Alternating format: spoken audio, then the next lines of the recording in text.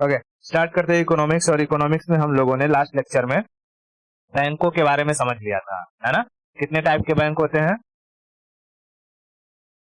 दो, शेड्यूल और non schedule. Non schedule सबसे छोटे बैंक होते हैं, उनके बारे में समझा दिया था। मैंने फिर बताया था जो शेड्यूल बैंक होते हैं उन्हें फिर से दो भाग में डिवाइड किया जाता है, कॉमर्शियल बैंक और कोऑपरेटिव बैंक्स में। ठीक है, फिर कॉमर्शियल बैंक को अगेन चार भाग में डिवाइड किया जाता है, जिसमें आते हैं foreign bank, private bank, RRB और पब्लिक सेक्टर बैंक। ठीक है, सारा का सारा चीज हमने डिस्कस कर लिया था। अब हम समझते हैं चेक के बारे में कि चेक कितने टाइप का होता है। ठीक है, okay.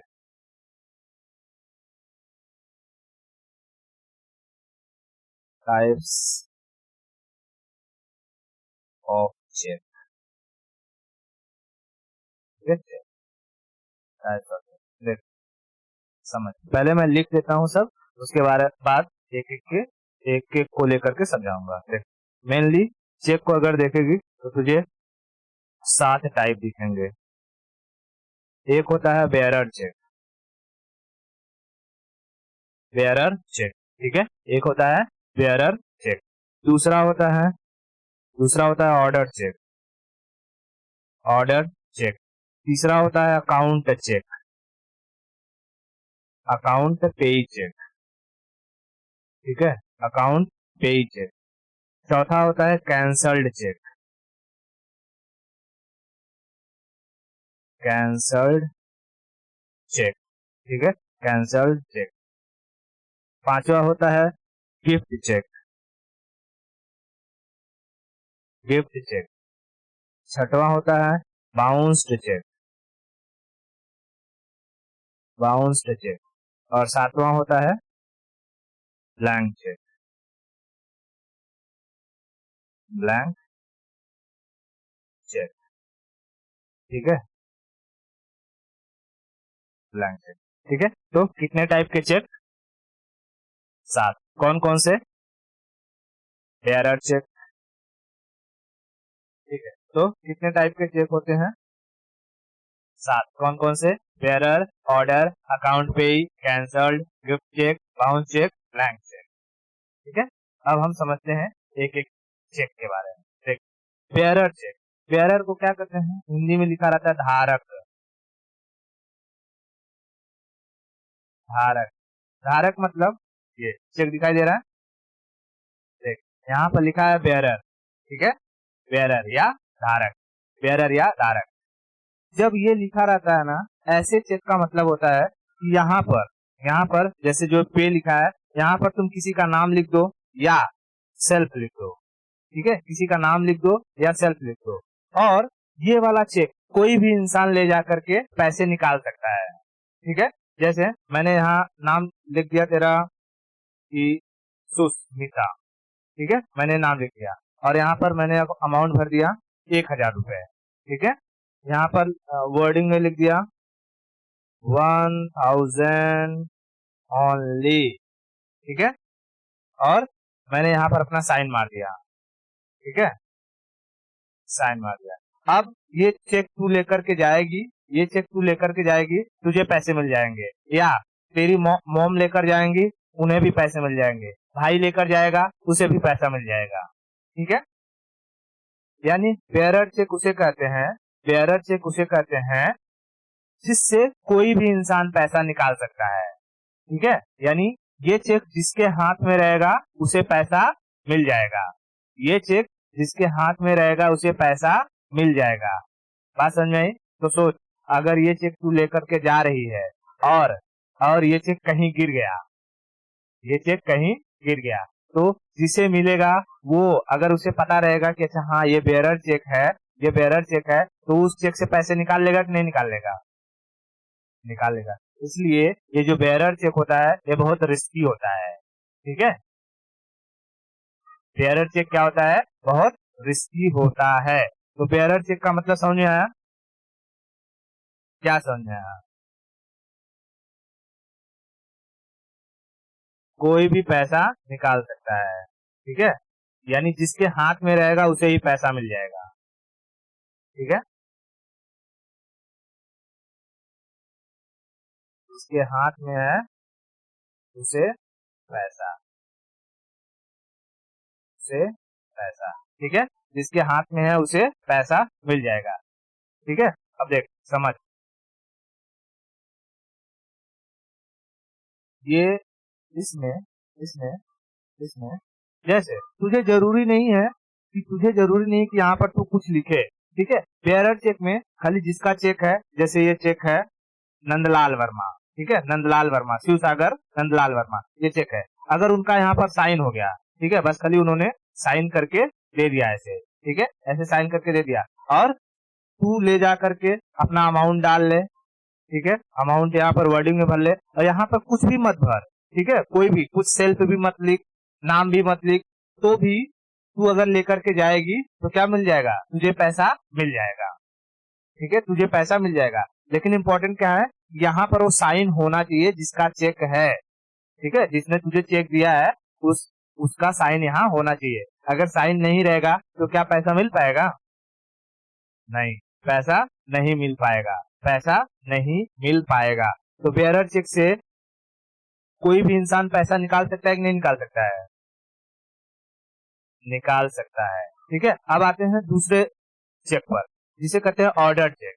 Order cheque, order cheque, देख ऑर्डर चेक में क्या रहता है, यहाँ लिखा रहता है ऑर्डर, ठीक है, ऑर्डर, ऑर्डर, और इसमें वही इंसान पैसा निकाल सकता है जिसके नाम पर ये चेक बनेगा, ठीक है, जिसके नाम पर ये चेक बनेगा। जैसे मैंने यहाँ नाम लिख दिया राधा, ठीक है, राधा, राधा को कितना पैसा देना है, मान ले 1 लाख रुपए, ठीक है, 1 लाख रुपए, तो यहाँ मैं लिख दूंगा 1 लाख ओनली, और करने के बाद ऐसे करना जरूरी है, ठीक है, हर जगह ऐसे करना जरूरी है, ताकि कोई पीछे आगे कुछ अगर दूसरा अमाउंट जोड़ लिया तो, ठीक है। यहाँ और ये मान ले ये मेरा स्टेट बैंक का चेक है और मैंने यहाँ पर अपना साइन मार दिया, ठीक है, साइन मार दिया। अब क्योंकि इस पर नाम लिखा है राधा का और ये एक ऑर्डर चेक है, यानी मैंने ऑर्डर दिया है कि ये चेक से सिर्फ कौन पैसा निकाल सकता है, सिर्फ राधा ही। क्या राधा का भाई बाधा लेकर जाएगा तो उसे पैसा मिलेगा, नहीं। क्या राधा की दोस्त पुष्पा ले जाएगी उसे पैसा मिलेगा, नहीं। ये पैसा इस चेक से पैसा सिर्फ किसे मिल सकता है, राधा को। तो बेयरर चेक और ऑर्डर चेक में समझ में आ रहा है क्या डिफरेंस होता है।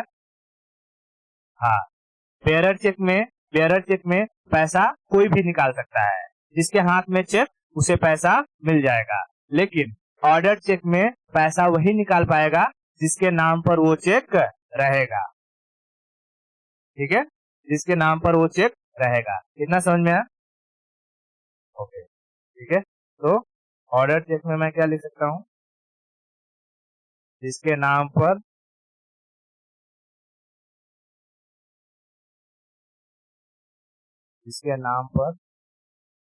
उसे ही पैसा, उसे ही पैसा,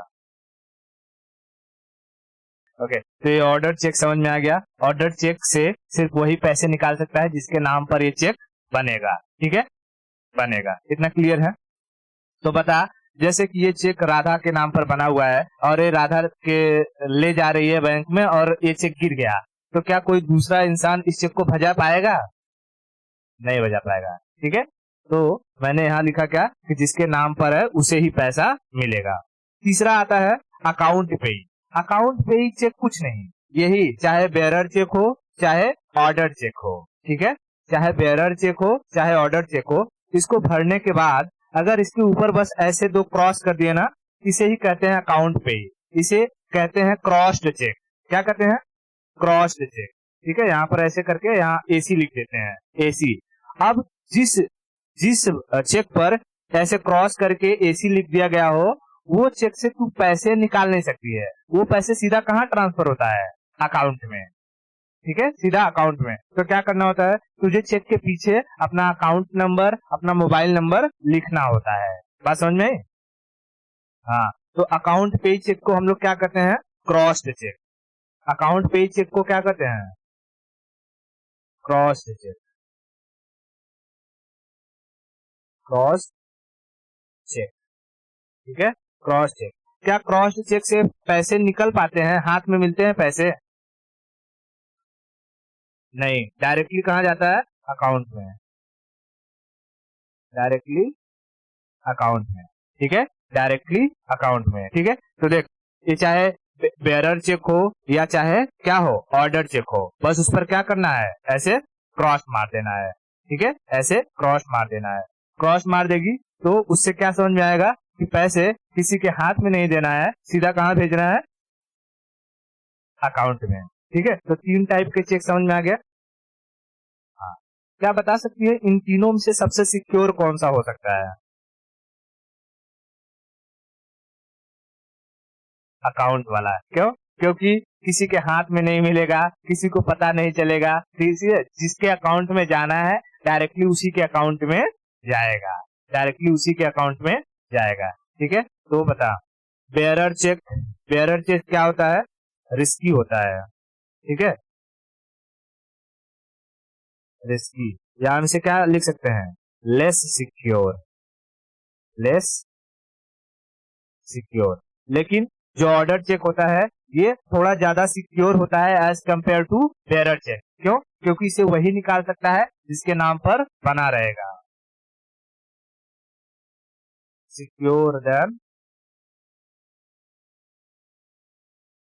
बेयरर चेक, ठीक है, सिक्योर देन बेयरर चेक। और इसी पर अगर मैंने क्रॉस मार दिया है, क्रॉस मार दिया है तो ये क्या हो जाएगा? Cross cheque. क्या हो जाएगा? Cross cheque. तो सबसे सिक्योर कौन सा होता है? क्रॉस चेक, मोर सिक्योर, ठीक है, मोर सिक्योर, मोर सिक्योर। इतना समझ में आ गया?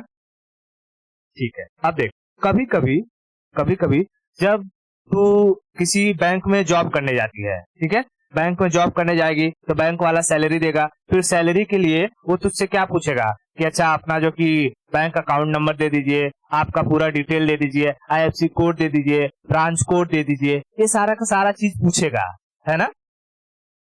ये सब पूछेगा। अगर तू ये सब बताएगी या उसे लिख कर देगी तो पहले तू लिखेगी किसी पेज पर, ठीक है, फिर वो ले जाकर के किसी अपने कंप्यूटर में फीड करेगा। तो इसमें क्या होती है, डबल गलती होने के चांसेस हो सकता है तू लिखते टाइम एक आध वर्ड मिस्टेक लिख दे या एक आध डिजिट इधर उधर लिख दे, या तुझसे मिस्टेक नहीं हुई है, जब वो कंपनी वाला एंट्री करेगा तो उससे मिस्टेक हो सकता है कि नहीं। इसलिए वो क्या कहेगा, एक काम करो, आपके बैंक का जो अकाउंट, मतलब कि आपका जो बैंक है उस बैंक का आप ना मुझे एक चेक दे दो, और उस चेक पर क्या लिख दो? कैंसल। कैंसल लिख के ऐसे 2 बार मार दो, ठीक है, ऐसे 2 बार मार दो। तो बता, जैसे ही चेक पर तू कैंसल्ड लिख देगी और ऐसे कर देगी, क्या इसमें कोई भी अपना नाम भर के, अमाउंट भर के या सिग्नेचर करके तेरा पैसा निकाल पाएगा?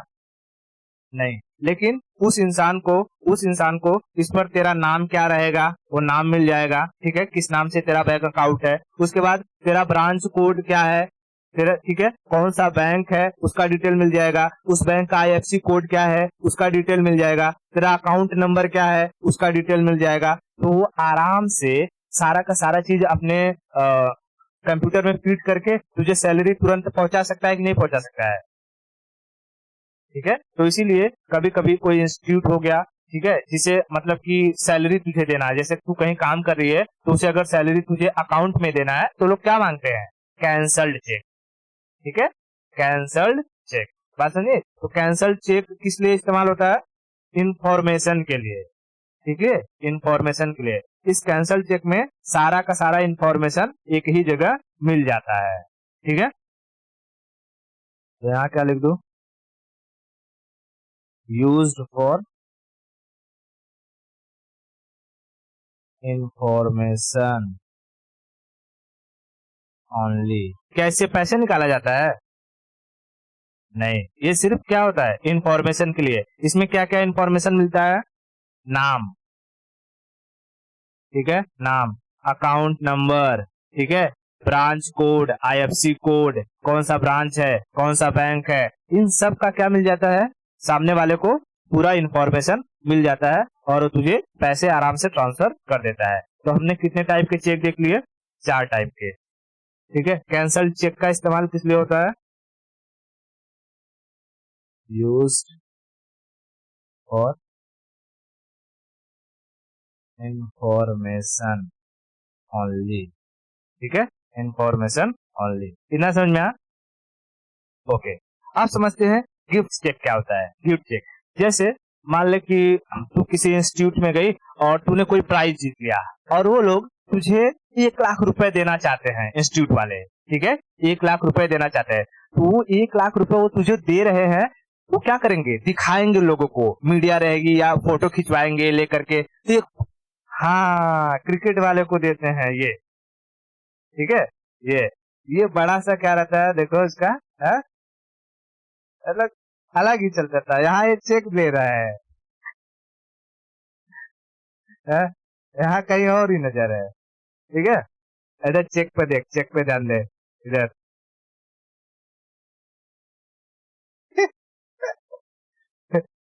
ठीक है। तो देख इसमें क्या होता है कि ये लोग जो ये चेक देते हैं बड़ा अमाउंट का, ये शो ऑफ के लिए देते हैं।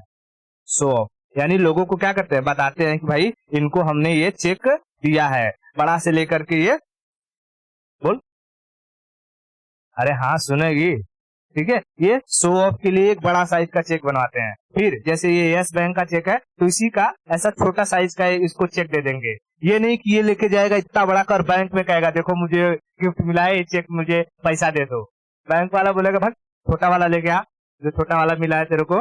क्योंकि बैंकों को ये जो चेक रहता है ना, चाहे जो भी चेक देगी उनको 7 साल या 5 साल तक रखना पड़ता है डेटा के लिए, ठीक है। हाँ, 7 साल या 5 साल तक वो डेटा के लिए अपने एक स्टोर रूम में रखते हैं सारे के सारे चेक को, और उसके बाद इसे क्या करते हैं, जलाते हैं, ठीक है। तो सोच अगर ऐसा ऐसा बैंक वाले चेक लेने लगे तो उनका स्टोर रूम भर जाएगा कि नहीं भर जाएगा?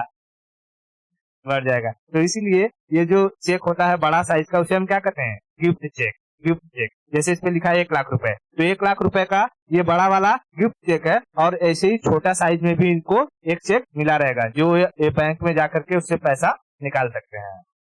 बात समझ में? हाँ। तो गिफ्ट चेक क्या होता है, इतना क्लियर हुआ? गिफ्ट चेक का साइज बड़ा होता है, ये दिखाने वाला होता है, ठीक है, larger in size, large in size, ठीक है, शो ऑफ के लिए, शो ऑफ। और इसे पैसा निकालना है तो क्या इसी बड़े चेक को लेकर के जाएगी? नहीं, इसका जो छोटा वाला इसी सेम यही चेक वाला छोटे फॉर्म में मिलेगा, ठीक है। जैसे यस बैंक का है तो यस बैंक का छोटा जैसे ये सब चेक होता है नॉर्मली, वैसा इसको दे देंगे, जाओ इससे भजा लेना। लेकिन मैं लोगों को दिखाऊंगी ना कि देखो मैंने तुमको 1 लाख रुपया दिया है, ऐसे मैन ऑफ द मैच मिला है तुमको, तो ये बड़ा वाला लेकर के फोटो खिंचवाएंगे, ठीक है। इतना क्लियर समझ में आया? तो ये गिफ्ट चेक समझ में आ गया, ठीक है। अब एक ऐसा चेक होता है जिसे हम कहते हैं बाउंस चेक। जैसे जैसे ये चेक है, मान ले इनके अकाउंट में, ठीक है, ये अकाउंट नंबर है, इनके अकाउंट में खाली 1 लाख रुपया है। कितना है? 1 लाख रुपए है। लेकिन इन्होंने इन्होंने किसी को पैसा दिया कितने का, 1 लाख 1 रुपए का, ठीक है, 1 लाख 1 रुपए का, 1 लाख 2.5 से चला 1 लाख 1 रुपए का, ठीक है, 1 लाख 1 रुपए का। जैसे ही ये लेकर के जिस पर्सन को, मान लो कि राधा, राधा को ये नाम पर ये चेक मिला और 1 लाख 1 रुपए का इनको अमाउंट काट के दे दिया। ये जैसे ही ये चेक कहाँ जाएगा, बैंक में जाएगा, क्योंकि इनके अकाउंट में सिर्फ 1 लाख रुपए है और अमाउंट भरा हुआ है 1 लाख 1 रुपए। तो ये चेक क्या हो जाएगा, कैंसल्ड हो जाएगा, बाउंस हो जाएगा, सॉरी क्या हो जाएगा, बाउंस। क्यों? क्योंकि इनके अकाउंट में इतना पैसा है ही नहीं, समझ रही है? 1 रुपया भी अगर कम हो गया, 1 रुपया भी अगर कम रहा अकाउंट में, 1 रुपया भी अगर कम रहा अकाउंट में, तो वो चेक क्या हो जाएगा, बाउंस हो जाएगा, भजेगा ही नहीं, उससे पैसा निकलेगा ही नहीं। और चेक जब बाउंस होता है वो अपराध माना जाता है, ठीक है। जैसे जैसे ये पर्सन है शिव सागर, इनका अगर चेक बाउंस हो जाता है ना तो इनके ऊपर फाइन लगेगा, ठीक है, फाइन लगेगा। क्यों? क्योंकि मान ले जैसे दो ट्रेडर्स हैं, दो व्यापारी हैं, ठीक है, व्यापारी है, ये है श्याम, श्याम और यह है सुंदर, ठीक है, श्याम और सुंदर। श्याम ने सुंदर का कोई 1,000 रुपए का काम किया, ठीक है, 1,000 रुपए का काम किया, किसका? सुंदर का। और सुंदर ने श्याम को एक चेक दिया 1,000 रुपए का, ठीक है, 1,000 रुपए का। अब श्याम तो सोचेगा कि ठीक है चलो चेक मिल गया है, और जो कि मैं लेकर के अपने जाऊंगा घर और उसको अपने ब्रांच में डाल के भजा दूंगा।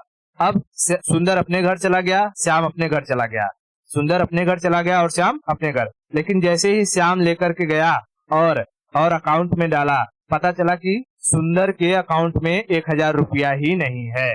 तो श्याम को लगा घाटा कि नहीं?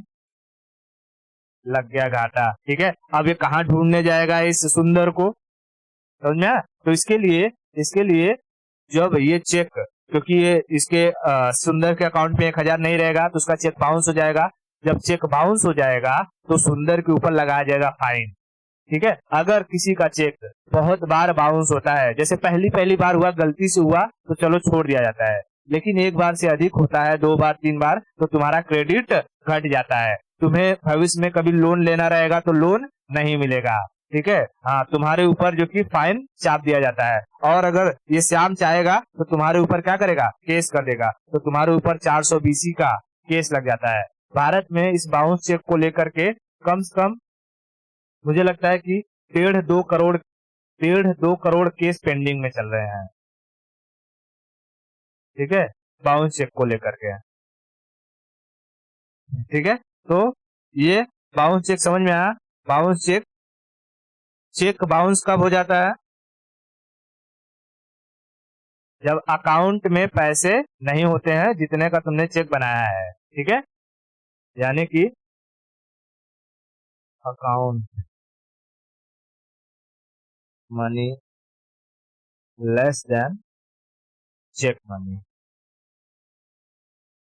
चेक अमाउंट, ठीक है।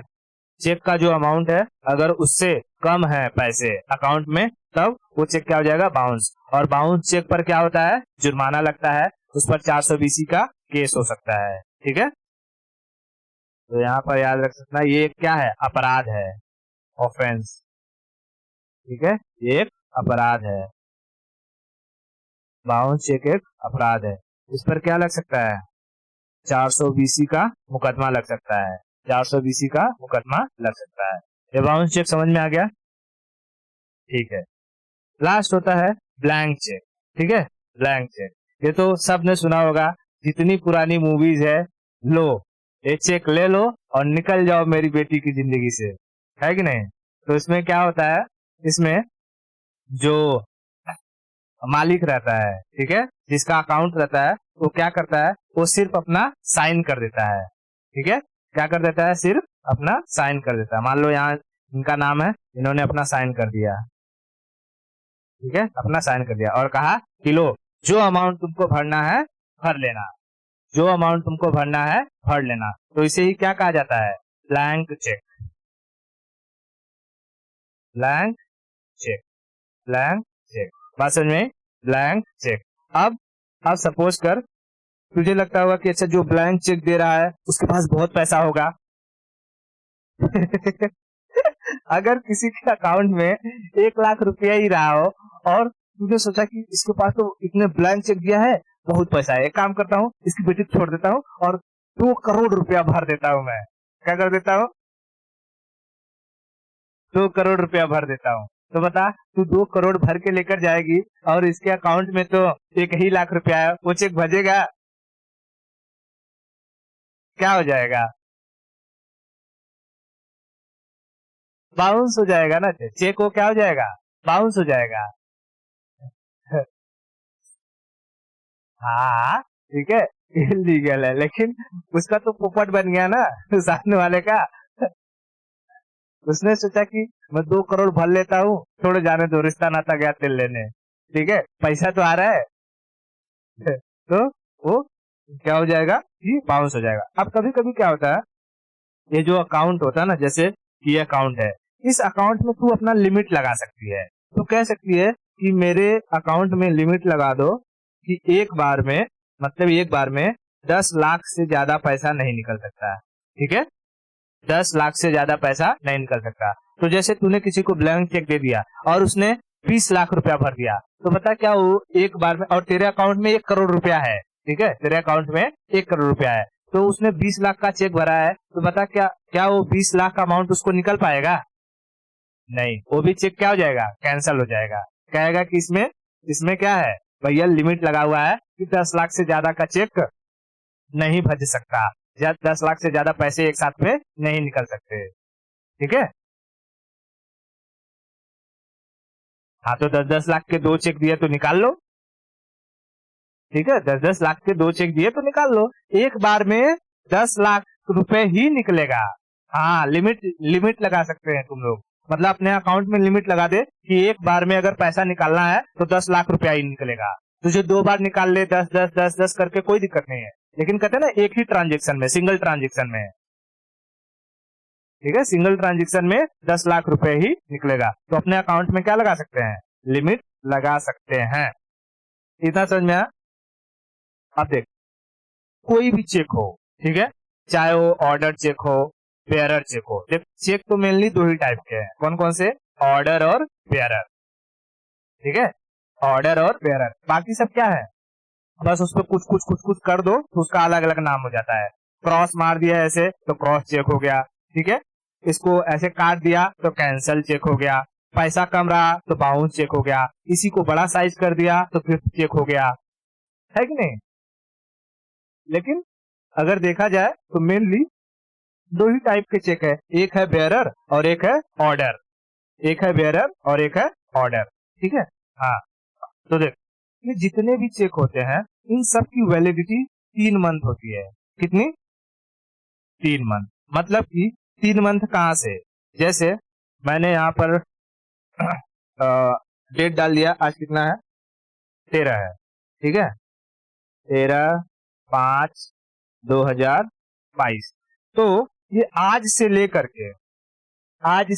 के आने वाले अगले 3 महीने तक इसकी वैलिडिटी रहेगी। इसके बीच में तू कभी भी पैसे निकाल सकती है या ट्रांसफर करवा सकती है। ठीक है, बात समझ में आई? हाँ, ठीक है, लेकिन 13 तारीख का मैंने डेट डाला है। ठीक है, 13 तारीख, तो क्या 13 तारीख से पहले भी पैसे निकाल सकती है इसमें? नहीं, 13 तारीख से पहले पैसे नहीं निकल सकते हैं। ठीक है, तो किसी भी देख, ये भी 3 मंथ का होता है और ऑर्डर चेक भी 3 मंथ का होता है। तो कोई भी चेक रहे, इसकी वैलिडिटी कितने दिन की होती है? 3 महीने। 3 महीने, इतना समझ में आया? ओके, बता कुल चेक कितने टाइप के हुए हैं? ओवरऑल कुल चेक 7 टाइप के। कौन कौन से?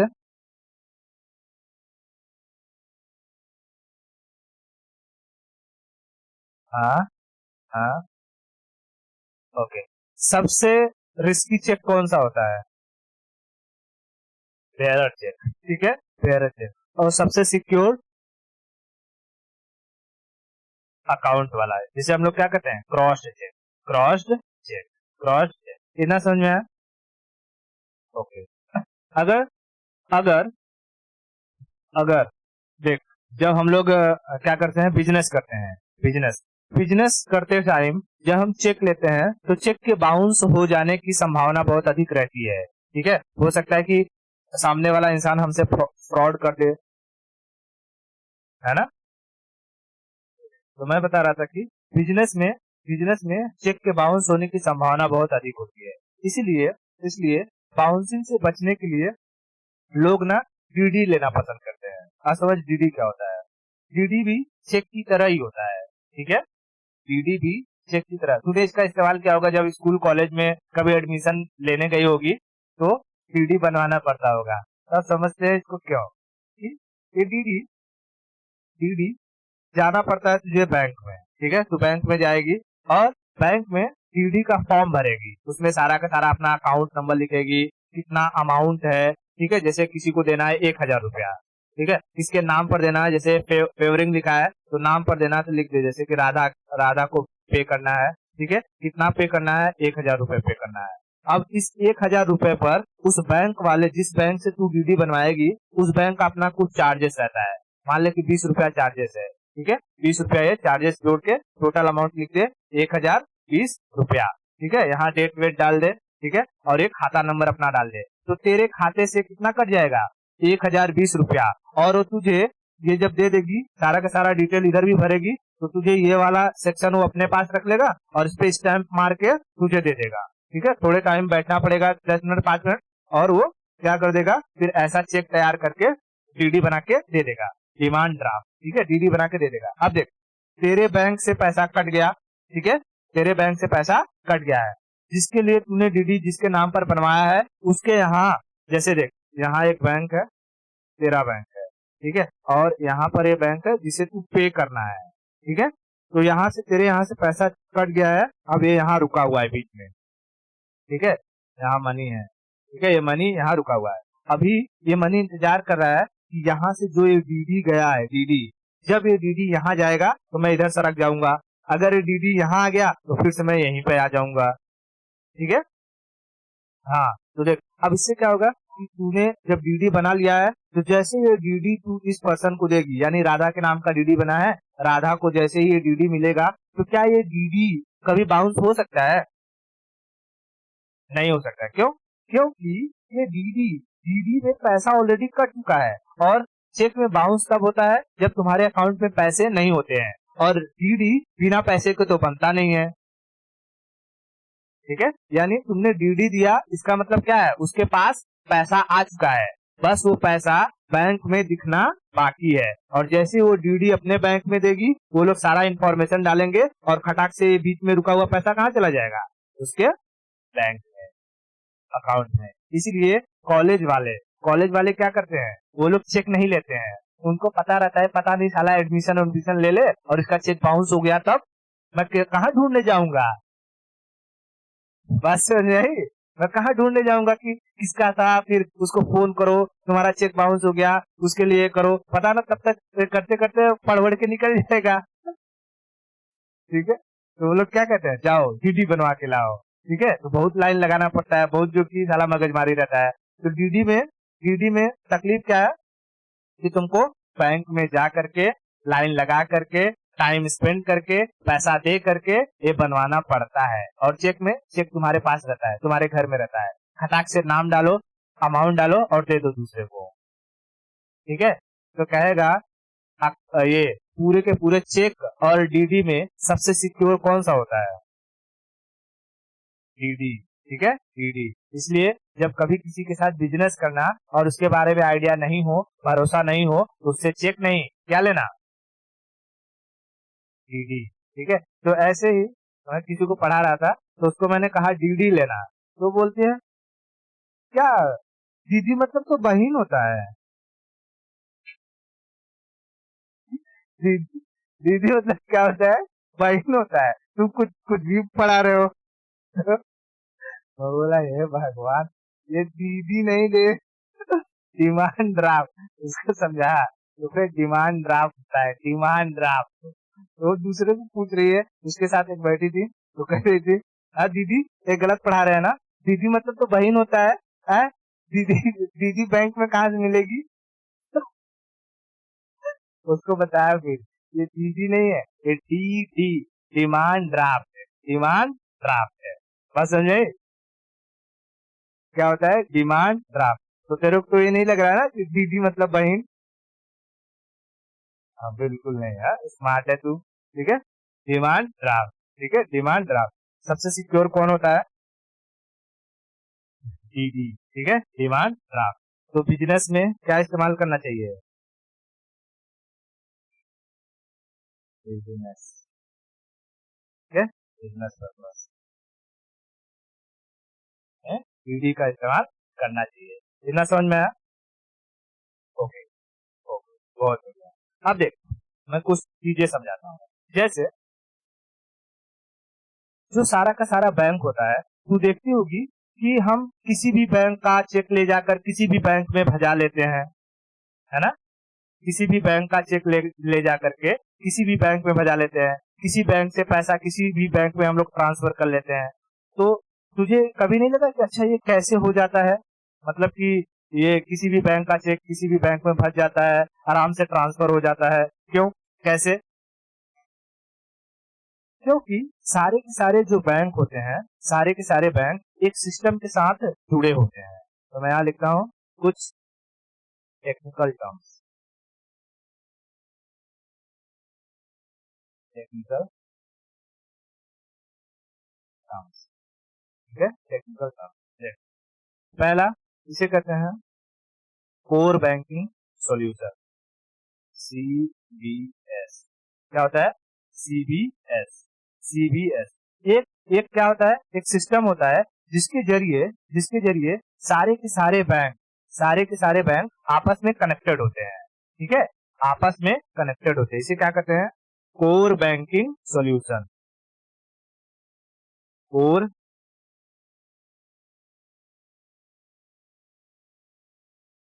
बैंकिंग सॉल्यूशन, ठीक है, कोर बैंकिंग सॉल्यूशन। इसके जरिए क्या होता है? सारे बैंक आपस में इंटरलिंक होते हैं, ठीक है। तो तू किसी भी बैंक का चेक किसी भी बैंक में ले जा करके भजा सकती है, ठीक है, बात समझ में आएगा? जैसे कि तेरा तेरा अकाउंट है SBI का और मैंने तुझे चेक दिया यूनियन का, तो तू अपने अकाउंट में ले जाकर भजा सकती है उसको, है कि नहीं? क्यों? क्योंकि सारे बैंक एक दूसरे से क्या है? इंटरलिंक है। और इंटरलिंकिंग को इस सिस्टम को क्या कहते हैं? CBS, core banking solution. तो कोर बैंकिंग सॉल्यूशन क्या करता है? सारे बैंकों को एक दूसरे के साथ कनेक्ट करता है। एक interlink interlink interlink the bank,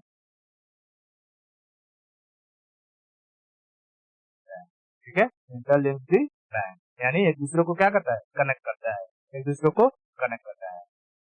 दूसरी बात, जब कभी तुझे किसी को अमाउंट ट्रांसफर करना होता है, ठीक है, जैसे कि तूने सोचा कि मैं ऑनलाइन पे कर देती हूँ, तो तू लोगों से क्या मांगती है? IFSC code. देख, ब्रांच है ना, कहती है कि अपना IFSC कोड भी भेज देना। तो ये IFSC कोड होता है 11 डिजिट का, ठीक है, IFSC कोड 11 डिजिट का होता है।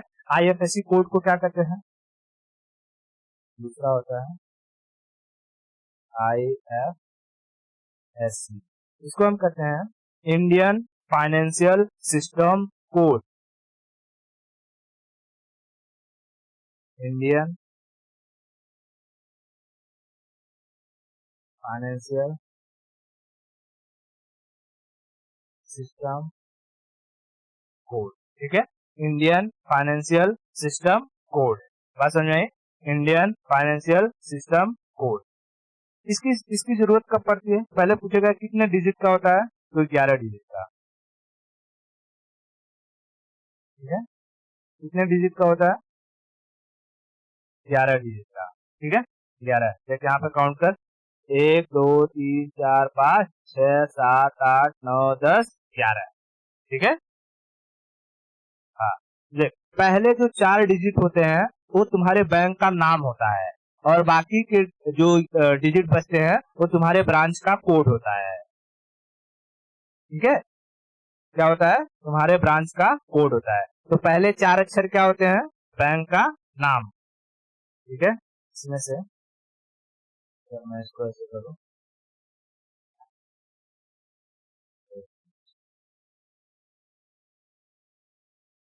4, पहले जो 4 डिजिट होते हैं वो क्या होते हैं?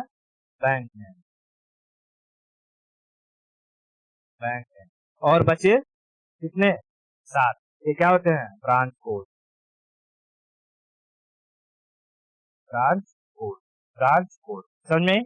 अब देख, जब ना कभी बैंक अगर चेंज होता है, ठीक है, बैंक जैसे जैसे यहाँ से ये है यूपी और यूपी में एक बैंक है, मान ले कि union, UBI, union bank of India, ठीक है, यूनियन बैंक ऑफ इंडिया। और यहीं पर है SBI, state bank of India. तो जब यूनियन बैंक ऑफ इंडिया से तुझे स्टेट बैंक ऑफ इंडिया में ट्रांसफर करना रहेगा ना, तब तुझे IFSC कोड की जरूरत पड़ेगी, ठीक है, IFSC कोड की जरूरत पड़ेगी। क्यों? क्योंकि आईएफएससी कोड क्या बताता है कि किस बैंक में और कौन से ब्रांच में पैसे को जाना है। ठीक है, किस बैंक में और कौन से ब्रांच में पैसे को जाना है। लेकिन अगर यहीं पर ये यूनियन बैंक ऑफ इंडिया है और यूपी में दूसरा यूनियन बैंक ऑफ इंडिया है, ठीक है, और इस यूनियन बैंक से इस यूनियन बैंक में ट्रांसफर करना है, तो भाई यूनियन बैंक को तो पता रहेगा ना कि मेरा ब्रांच कहाँ कहाँ पर है, उसका कोड क्या होगा। तो जब सेम बैंक में ट्रांसफर करना है तब आईएफएससी कोड की जरूरत नहीं पड़ती है, लेकिन जब दूसरे बैंक में ट्रांसफर करना होता है पैसा तब आईएफएससी कोड की जरूरत पड़ती है। बात समझ में? तो आईएफएससी कोड की जरूरत कब पड़ती है? जब बैंक चेंज होता है, लेकिन सेम बैंक में अगर पैसा ट्रांसफर करना हो तो नहीं चाहिए। ठीक है, तो यहाँ लिखो it requires during inter bank transaction. Inter मतलब अलग अलग, बैंक ट्रांजेक्शन। ठीक है, अगर वही इंट्रा बैंक रहेगा तो मतलब सेम सेम बैंक रहेगा तो नहीं चाहिए रहेगा। ठीक है, नहीं चाहिए रहेगा। इतना समझ में आया? बहुत बढ़िया, बहुत बढ़िया। अब देख, अब देख, ये जो जितने भी चेक होते हैं ना, वो चेक, उस चेक के नीचे तुझे ये बहुत सारे डिजिट्स लिखे हुए दिखाई देते हैं, है ना, यहाँ पे। इसको हम लोग क्या करते हैं, इस पूरे के पूरे एरिया को हम कहते हैं, लाइन को कहते हैं MICR। MICR, ठीक है, MICR कोड। क्या कहते हैं? MICR code. MICR का मतलब होता है magnetic ink character recognition. Magnetic ink character recognition. ये जो लिखा होता है ये मैग्नेटिक इंक से लिखा गया होता है, नॉर्मल इंक नहीं रहता है। ठीक है, ये मैग्नेटिक इंक से लिखा गया है। इसको हाथ से ऐसे से करेगी तो तुझे खड़खड़ खड़खड़ समझ में आएगा जैसे हाँ कुछ कुछ लिखा हुआ है। ठीक है, छू के देखना एकदम आराम से, वो तुझे समझेगा कि जैसे उभरा उभरा सा लगेगा। ठीक है, तो MICR का फुल फॉर्म क्या होता है?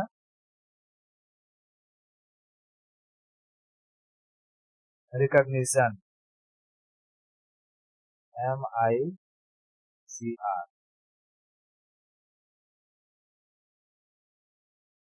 मैग्नेटिक इंक कैरेक्टर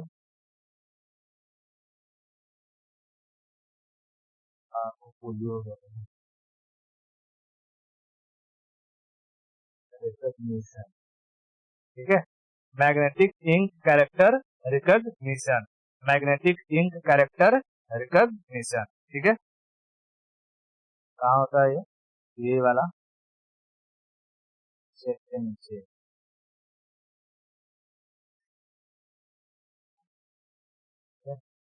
ये वाला जो सेक्शन है,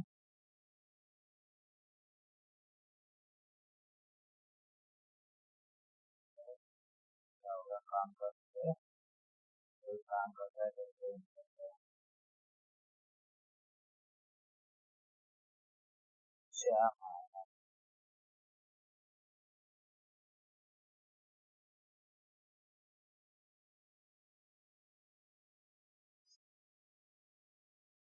ये क्या रहता है? Magnetic ink, magnetic ink character recognition. ठीक है, इसको पूरा क्या कहते हैं? MICR।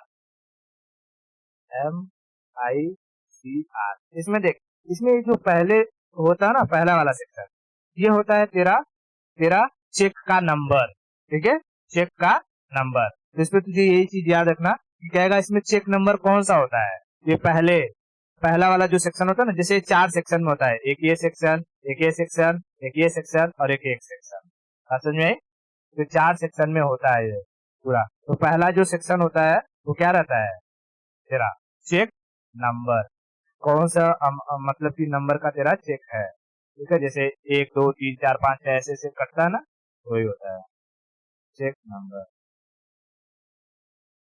Check number. ठीक है, ये चेक नंबर तू यहाँ देख सकती है, देखिए यहाँ पर है, देखिए यहाँ पर भी 335082, 335082। ठीक है, हाँ, तो यही चेक नंबर यहाँ पर भी दिया रहता है।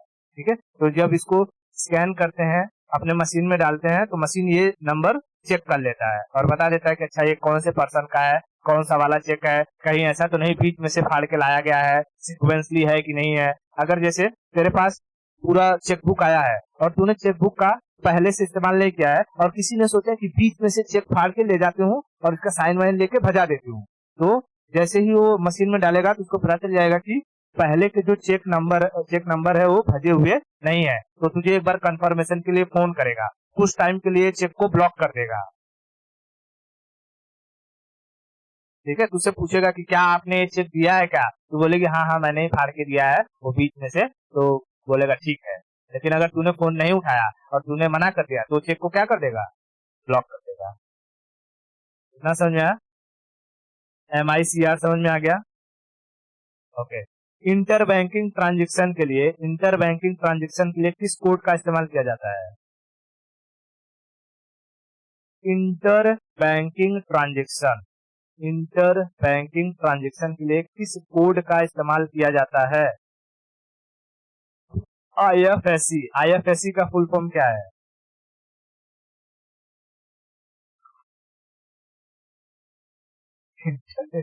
अरे देश में ही है। हाँ, याद कर, इंडियन फाइनेंशियल सिस्टम कोड। बोल, Indian financial system code, Indian financial system code. ठीक है, इंडियन फाइनेंशियल सिस्टम कोड। ठीक है, CBS। सारे के सारे बैंक एक दूसरे से इंटर लिंक होते हैं किस सिस्टम के जरिए? कोर बैंकिंग सिस्टम या सॉल्यूशन, जो भी हो, core banking solution, core banking solution, core banking solution. ठीक है, कोर बैंकिंग सॉल्यूशन। MICR का फुल फॉर्म क्या होता है?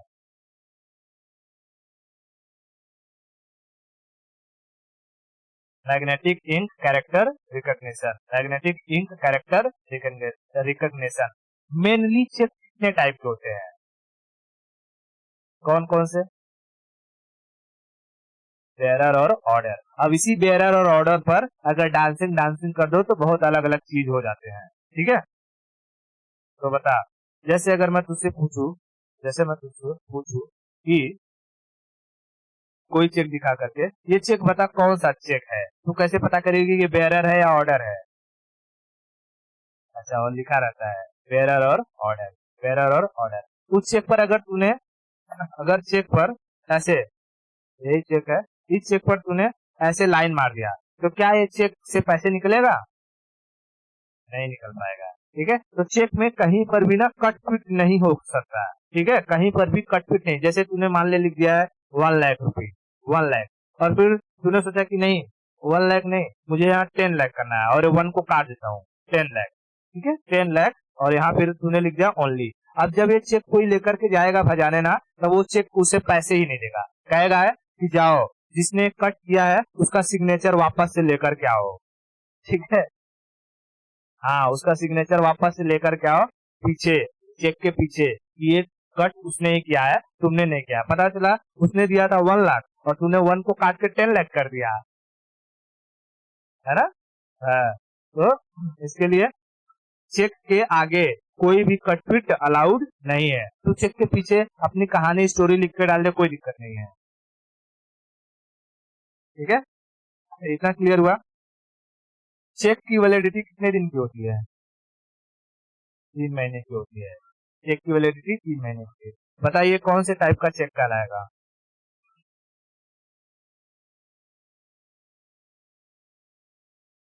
यहाँ पर मैंने ऐसे क्रॉस कर दिया, क्रॉस, क्या इससे पैसे बाहर हाथ में निकल के आएंगे? नहीं, सीधा अकाउंट में जाएंगे, सीधा अकाउंट में जाएंगे। बात समझ में आ गया? सारा का सारा सिस्टम।